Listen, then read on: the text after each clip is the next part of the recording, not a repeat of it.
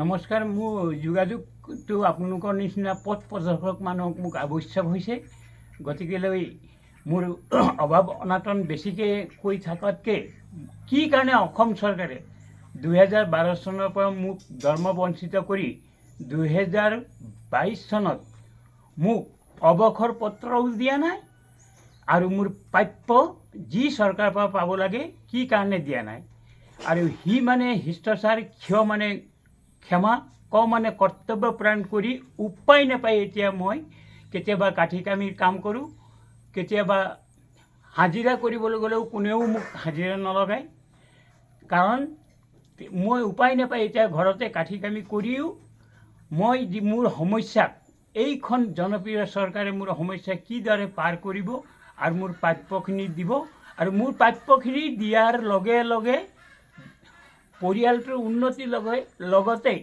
গাঁওখনৰ কিছু সমাজৰ কাম কৰিবলৈ ইচ্ছা আছিলে, তাকে মই ঈশ্বৰ আৰু ভগৱানক প্ৰাৰ্থনা জনাইছোঁ।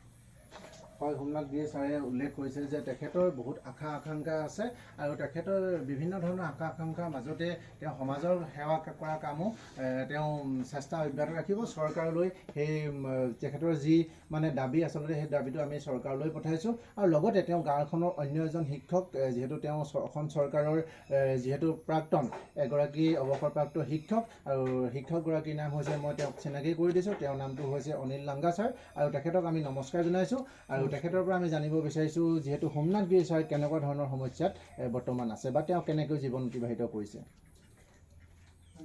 সোমনাথ গিৰি ছাৰ আমাৰ লগৰে এজন শিক্ষক কৰ্মচাৰী। তেখেতে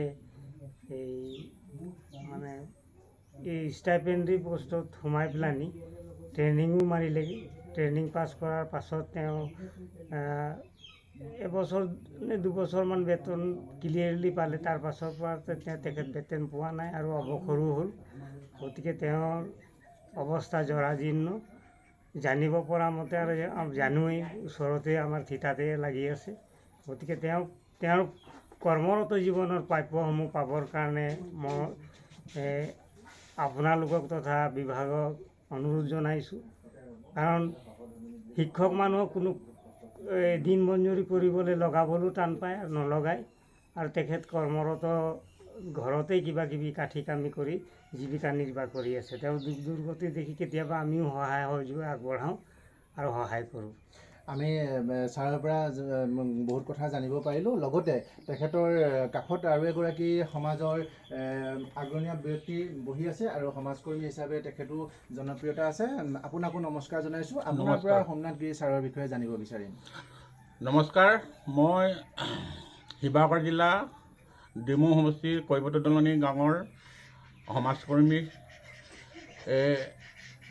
সোমনাথ গিৰিয়ে তেওঁ 1999 চনৰ পৰাই আমাৰ কৈবৰ্ত দলনি জনজাতি প্ৰাথমিক বিদ্যালয়ত শিক্ষা দান দি আছিল, কিন্তু তেওঁ 2012 চনৰ পৰাই তেওঁ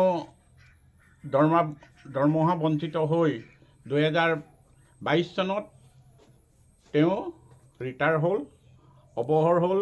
কিন্তু এতিয়া তেওঁৰ ঘৰত তেওঁৰ পৰিয়াল হৈ তেওঁৰ পানীত হাঁহ নচৰা বিলাই হৈছে। আমি তেওঁৰ ঘৰতে একদম কাষৰে মানুহ। তেওঁ অৱস্থাটো অতিকৈ বেয়া। সেয়ে অসম চৰকাৰক জনাওঁ যে তেওঁক কৃপা কৰি অসম চৰকাৰে তেওঁক বেতন মুকলি কৰি দিয়ে। এয়ে চৰকাৰৰ ওচৰত অনুৰোধ। বহুত দুখ কষ্টত চলি আছোঁ আমি।